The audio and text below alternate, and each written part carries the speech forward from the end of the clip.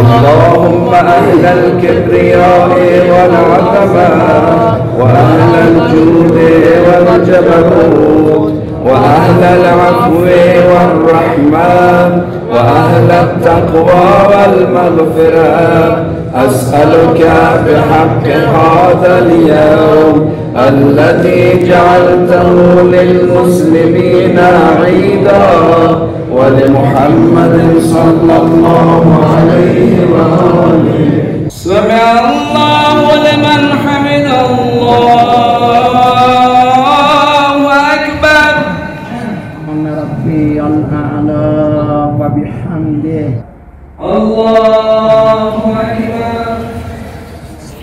السلام عليكم ورحمة الله وبركاته. السلام عليكم